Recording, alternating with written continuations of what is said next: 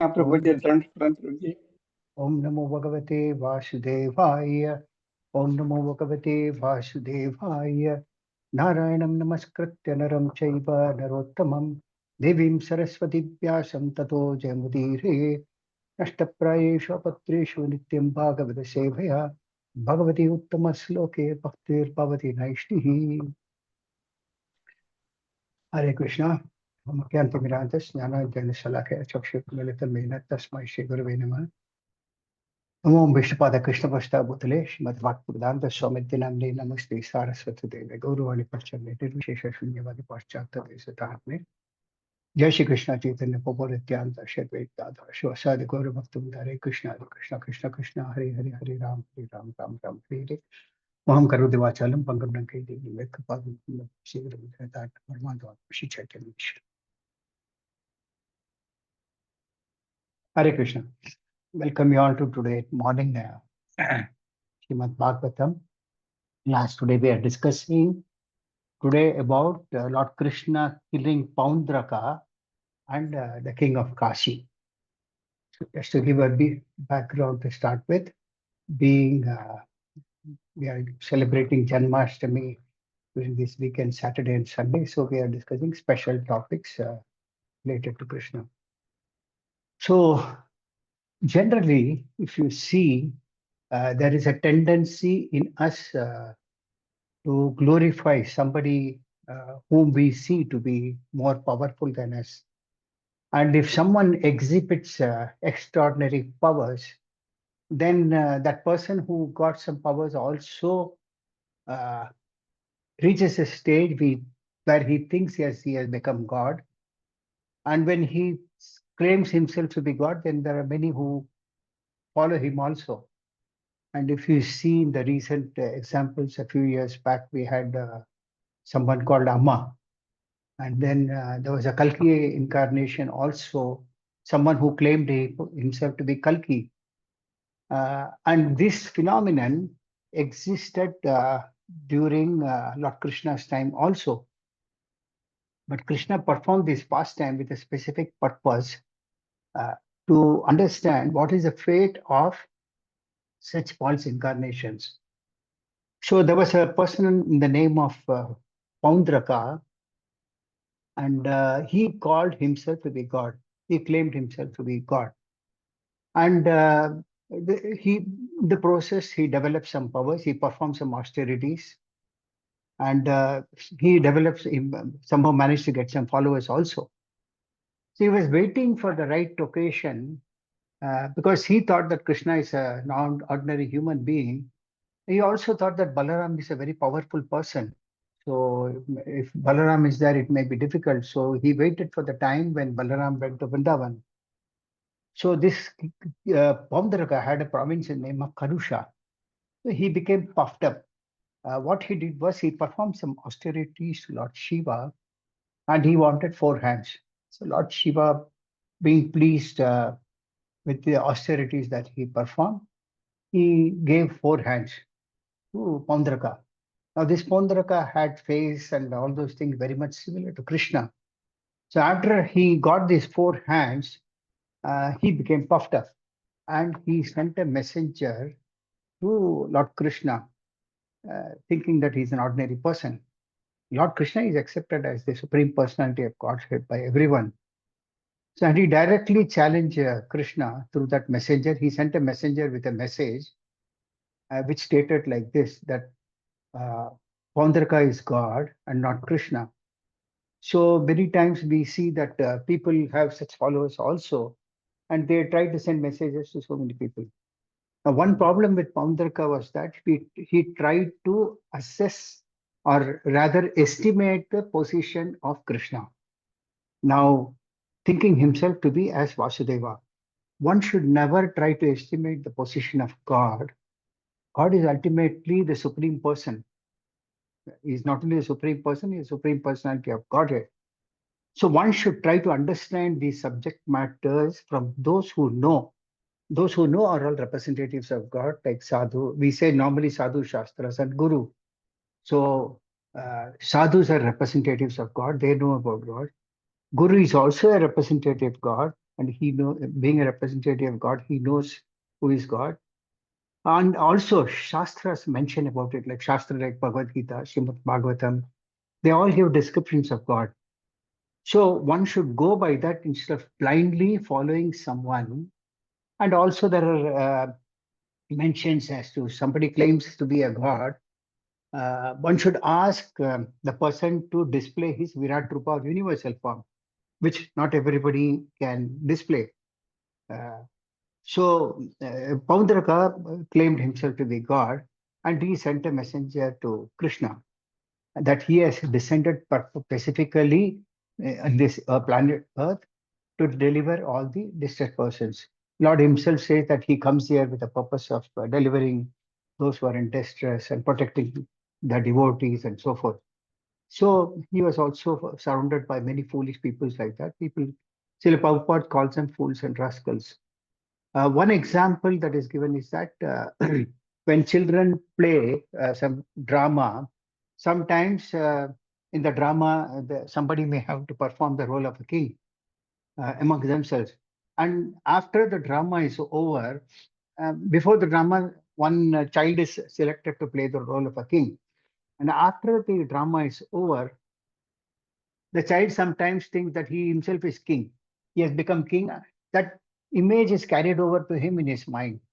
So similarly, many people, when they saw Paundraka, they thought that he considered himself as God, and they saw him with 4 hands and other things. Uh, uh, and they thought that he has become God.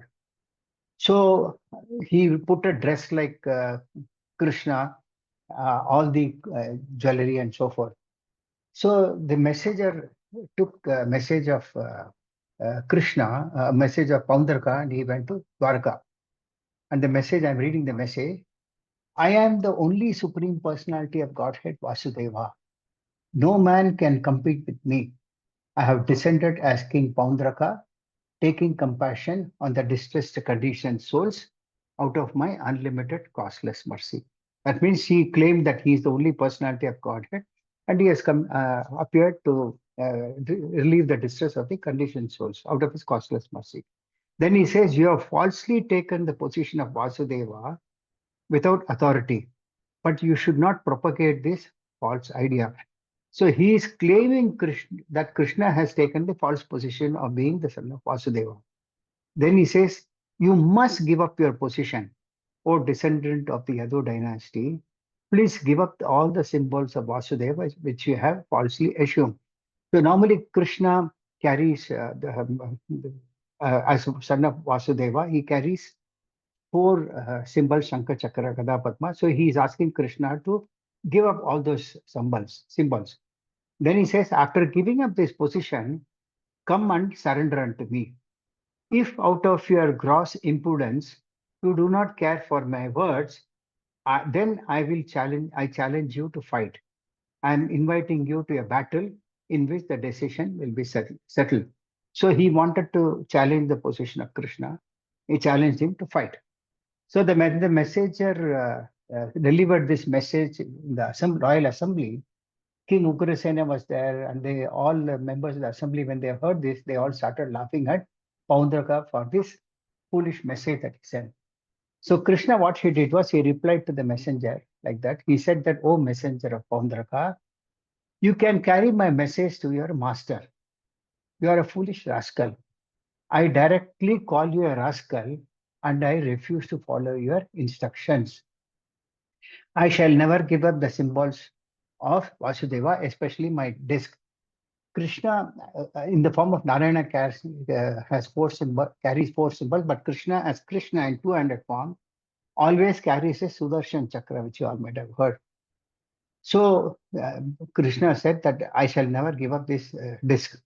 I will use this disc to kill not only you, but all your followers also.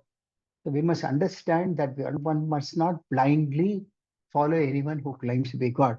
But when somebody exhibits, they think that they can follow them. Then he says, I shall destroy you and your foolish associates who merely constitute a society of cheaters and the cheated. So Kṛṣṇa says that you are all cheaters and you cheat people. And the person then he says, "Oh foolish king, you will then have to conceal your face in disgrace. And when your head is severed from your body by my disc, it will be surrounded by meat-eating birds like vultures, hawks, and eagles." So Krishna clearly says that when my Sudarshan Chakra takes off the head from your body, that will be eaten by meat-eating birds like vultures and so forth.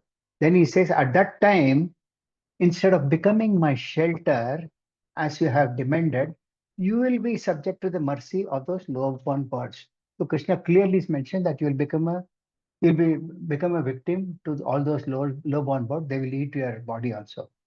Then he says, at that time, your body will be thrown to the dogs, who will eat it with great pressure. So you will be killed by my chakra, and that time your body will be eaten by dogs and all those low-born animals. So the messenger then took this message of Krishna to his master Paundraka.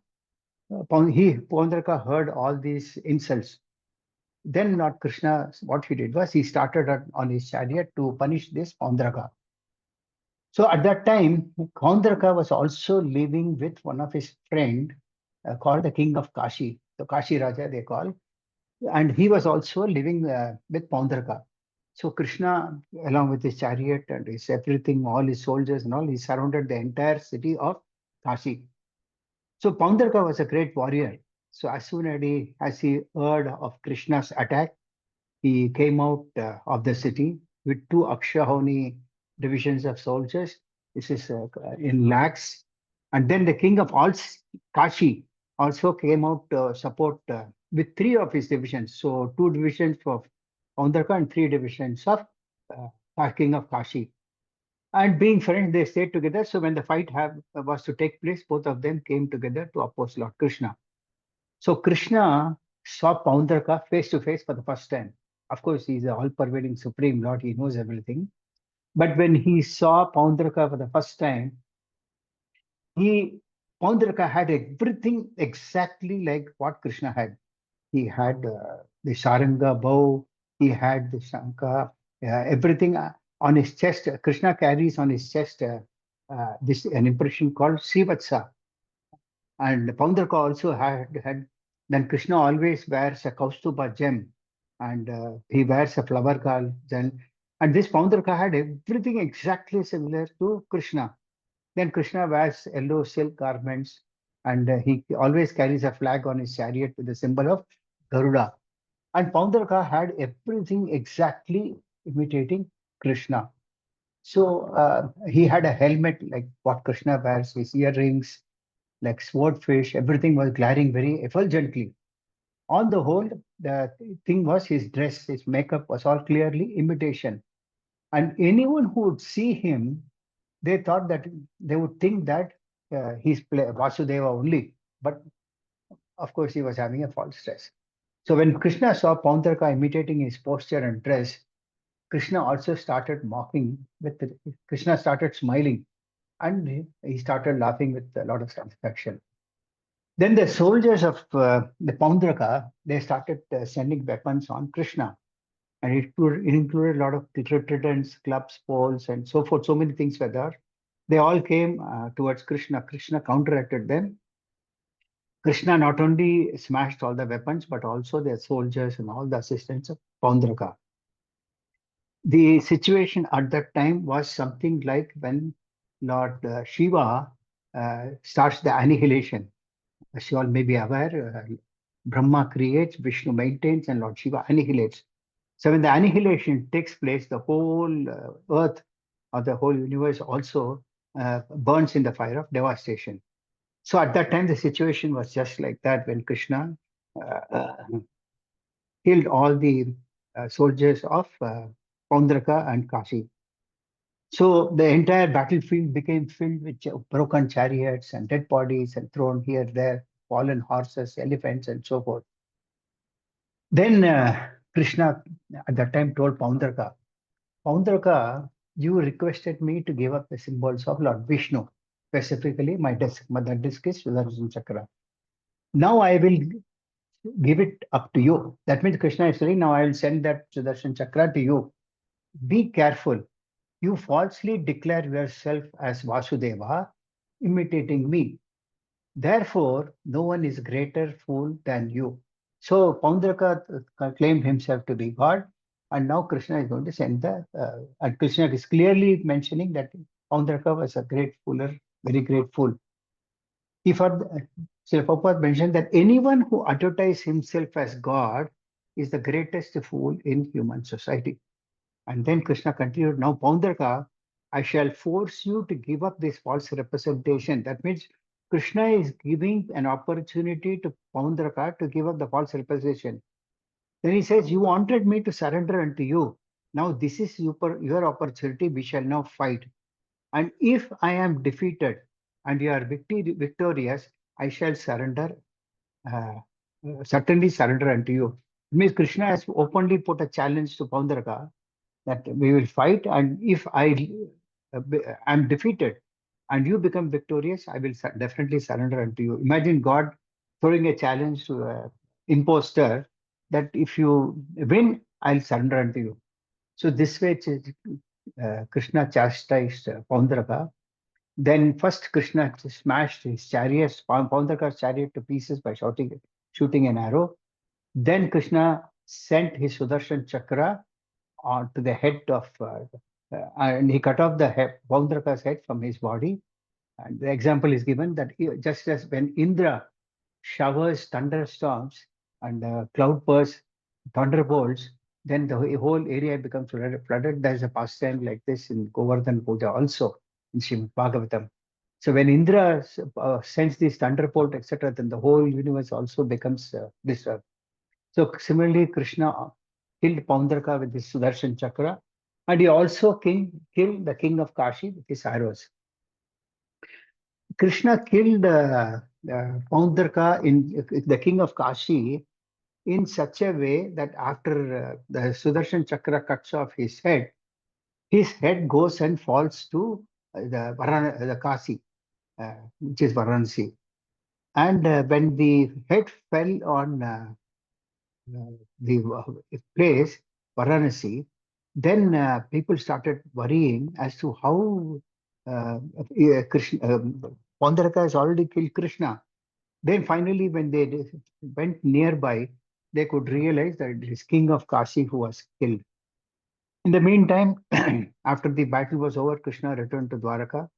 All the citizens were all very happy that Krishna has come back and they have killed Paundraka.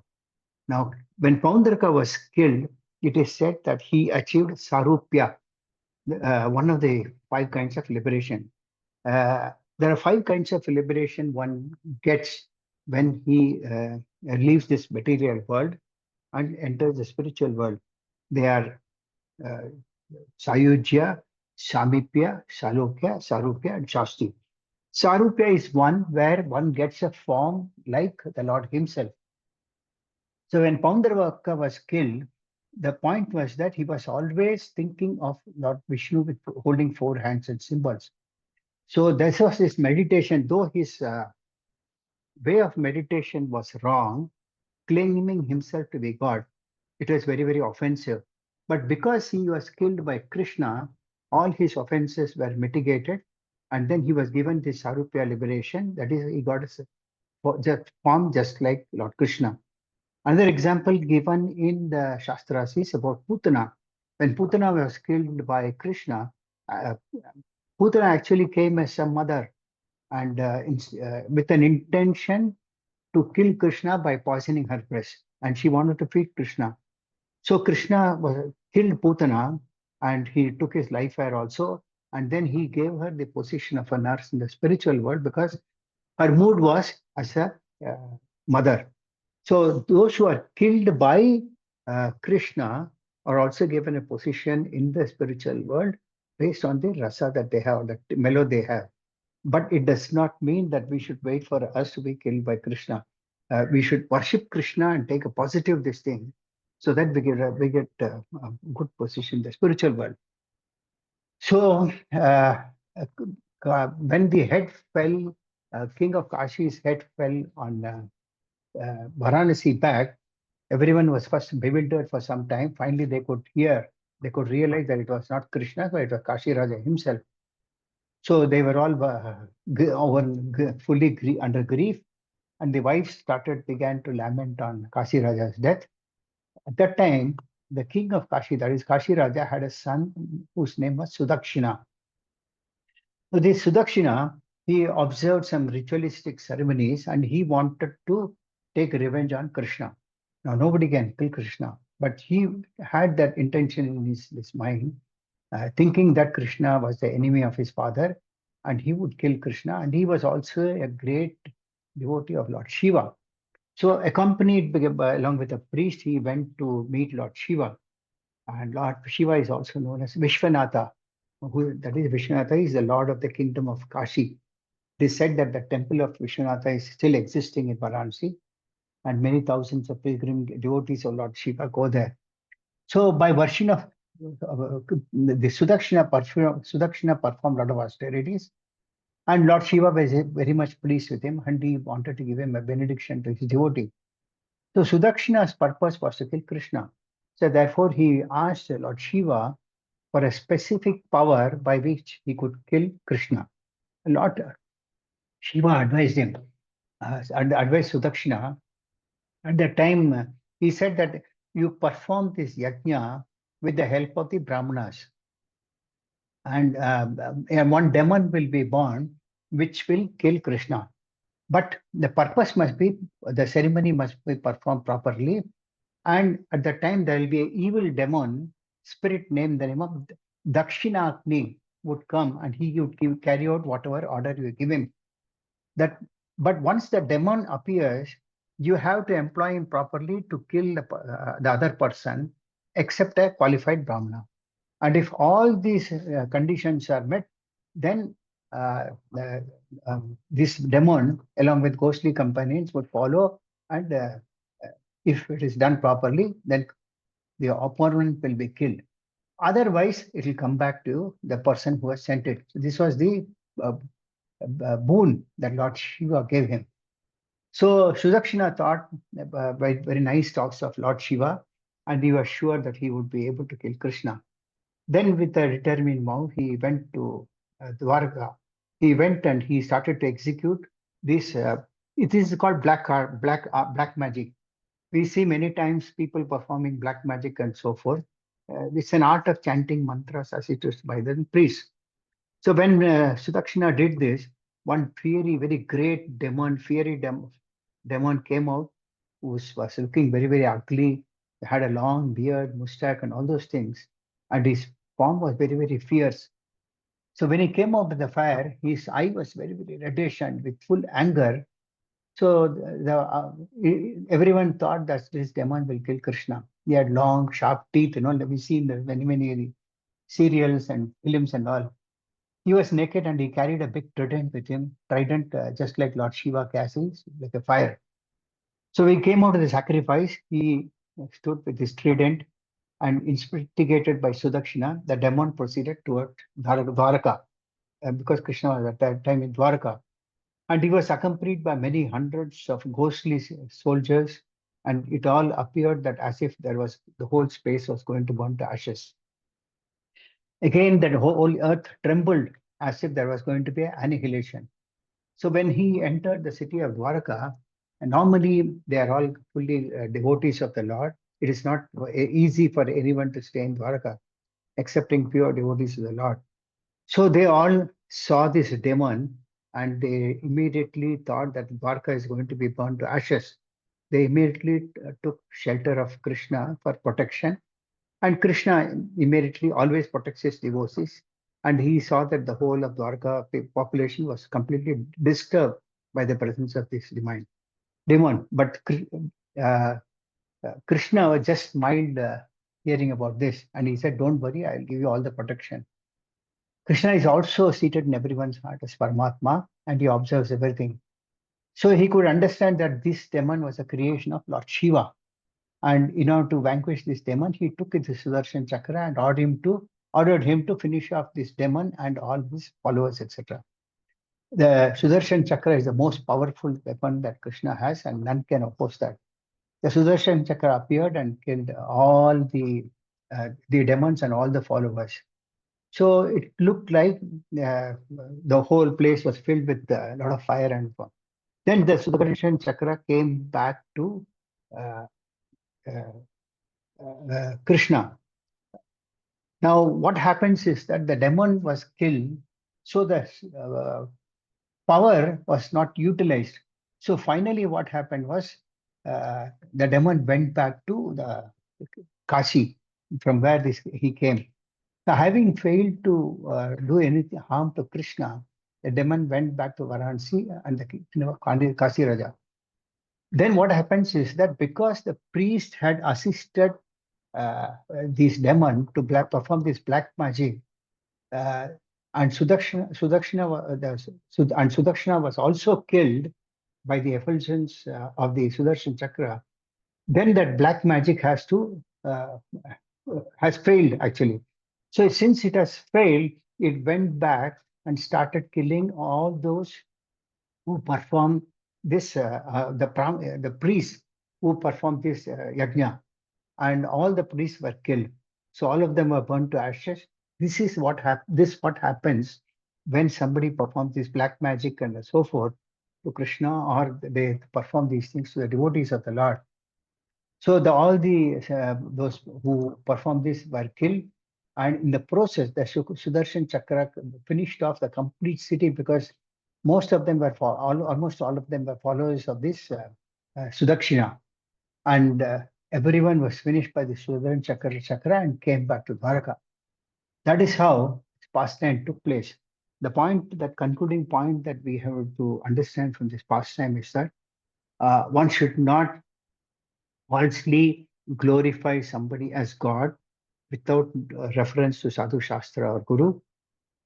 One should not falsely support them, because from the example we see that they also are killed and the followers also will be killed. That is how we see every second day some new incarnation comes out in the world. They don't last for a long time. Many come up, show some exhibit some extraordinary powers, and over a period of time they disappear. Not only that they disappear, many of them go to hell also. All of them go to hell. Unless and until somebody is killed by Krishna, they all have to go to hell. And those who follow these so-called false incarnations, they also have to go to hell. So we must be very careful, and we must always refer to Sadhu Shastras and Guru, and understand these from a bona fide parampara as to who is God, what is the position of God, etc. So this, I conclude the class for the day. Next 2 minutes, if you have got any questions, comments, you can ask me.